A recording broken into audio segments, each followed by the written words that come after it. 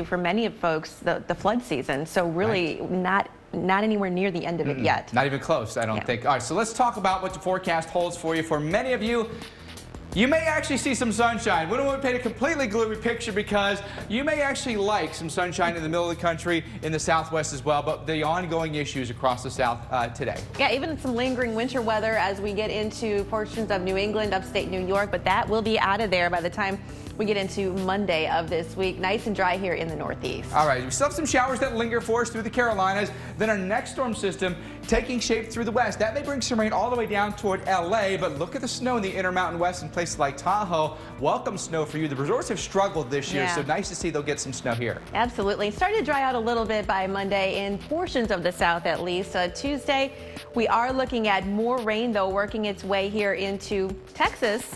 We should check out Houston, right? Days we're like, okay, the family's just going to be watching Netflix. Maybe we're going to play some games today, and we're going to order food in because we don't want to be out in that. All right, so that's a look at Tuesday's forecast. Again, more issues for us across the southwest with our next push of cold air and the trough that digs in here. And guess what? By the middle of the week, another one comes in and replaces that. So the Pacific Northwest ends up getting some snow that extends all the way down into probably places like near Reno or Tahoe. But boy, the big issues in the east continue. Yeah, it's just like a broken record, right? Here we go again. Wednesday, plenty of rain again coming across the south. Some of these areas just hit so hard. Not really expecting the severe component here, but more rain certainly for many of you from Atlanta back into Dallas. Even heading into the Midwest, we're looking at a little bit of a wintry mix, perhaps. Yeah, this is just absolutely exhausting. Feels so bad for those of you that have to go through this. But as we go later in the week, that rain does start to move some, okay? But you can see we still have heavier showers in the east, some snow off into Michigan and Wisconsin. Ohio, once again, you'll be in property there. So it's the most highly populated location along the Ohio River. So there's a lot at stake when it comes to the Ohio River coming out of its banks. Absolutely. That's impressive. Friday, looks like we will start to dry out finally here in the south and in the mid-south for that matter. So finally getting a little bit of a reprieve. It's about time. Finally, right? In the meantime, the west lights up again with more snow. So there's the yin and the yang. It's almost spring-like in the east, and it's still winter. Full force here in the west. Yeah, we haven't even talked temperatures, but we're at 45 here in New York, 41 in Boston. Some more wet weather heading your way to end out the week.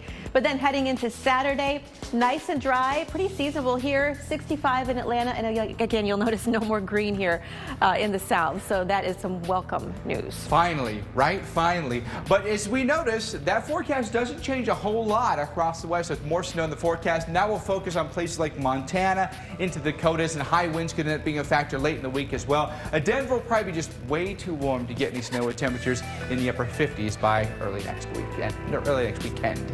All right, well, deadly tornadoes rip. We'll have some more winter weather to contend with from Polly. Not there, but certainly in the northeast. And we're looking at possibly even some icy conditions as we get up into portions of extreme upstate New York and Vermont and New Hampshire. Some more snow coming into portions of Maine from Polly as well throughout the day today and through this evening. So here's a look at the snow still to come.